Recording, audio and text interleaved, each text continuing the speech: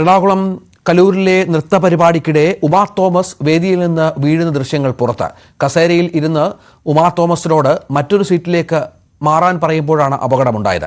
പരിപാടിയിൽ സുരക്ഷാ വീഴ്ച ഉണ്ടായി എന്ന് മന്ത്രി സജി ചെറിയാൻ പറഞ്ഞു. ഗുരുതരമായ അലംഭാവമാണ് പരിപാടിയിൽ കണ്ടതെന്ന് ദൃക്സാക്ഷിയായ ബിജി ഹിലാലും പ്രതികരിച്ചു. കലൂരിലെ നൃത്ത പരിപാടിക്കിടെ ഉണ്ടായ അപകടത്തിന്റെ ദൃശ്യങ്ങൾ നടുക്കുന്നത്.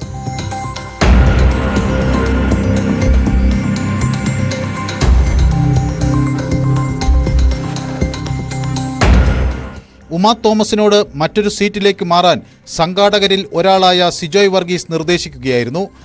സമീപത്തുണ്ടായിരുന്ന മറ്റൊരു സ്ത്രീയെ മറികടന്നു പോകുമ്പോഴാണ് അപകടം. നടക്കാനിടമില്ലാത്ത വിധമാണ് വേദി ഒരുക്കിയിരിക്കുന്നത് എന്ന് ദൃശ്യങ്ങളിൽ വ്യക്തം.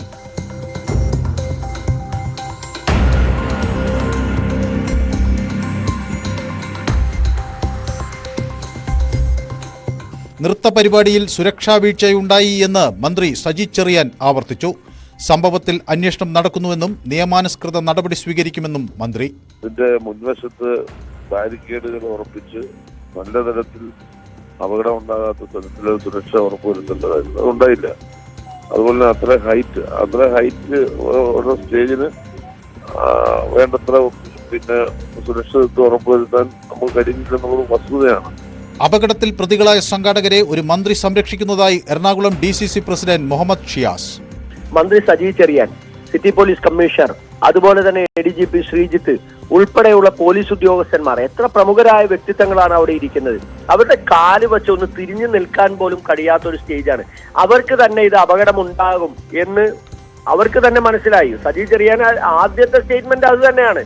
പിന്നീടാണ് പിറ്റേ ദിവസം അദ്ദേഹം തിരുത്തി പറഞ്ഞത് സംഘാടകർക്ക് പിഴവുണ്ടായില്ല എന്ന്. അത് രാഷ്ട്രീയ സമ്മർദ്ദത്തിന്റെ ഭാഗമാണ്.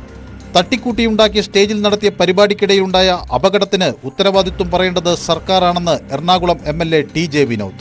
നഗരത്തിലെയും കേരളത്തിലെയും പ്രധാനപ്പെട്ട ആളുകൾ അണിനിരുന്ന ആ വേദി ഇത്രയും ലാഘവ ബുദ്ധിയോടുകൂടി നിർമ്മിച്ചു എന്നുള്ളത്, അതിന് അനുമതി കൊടുത്തു എന്നുള്ളത് എങ്ങനെ പരിശോധിച്ചിട്ടും നമുക്ക് മനസ്സിലാക്കാൻ കഴിയാത്തൊരു വസ്തുത. ഗുരുതരമായ അലംഭാവം പരിപാടിയിൽ കണ്ടെന്ന് വ്യക്തമാക്കിയ ദൃക്സാക്ഷി ബിജി ഹിലാൽ GCDAയ്ക്കും സംഘാടകർക്കും വീഴ്ച സംഭവിച്ചുവെന്ന് ആരോപിച്ചു. അവിടെ നടന്നിരിക്കുന്ന അപാകതയുള്ള ഒരു നിർമ്മാണമോ അല്ലെങ്കിൽ GCDAയുടെ അനുമതി ഇല്ലാതെ നടന്ന ഒരു നിർമ്മാണമോ ആണെങ്കിൽ തീർച്ചയായും അതിനെ പൊളിച്ചു മാറ്റാൻ വരെ GCDAയ്ക്ക് അവകാശമുള്ളതാണ്. നൃത്ത പരിപാടിയുമായി ബന്ധപ്പെട്ട വിവാദം കത്തിനിൽക്കെ ദിവ്യ ഉണ്ണി അമേരിക്കയിലേക്ക് തിരിച്ചു.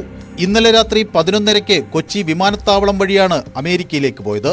News desk, News 18.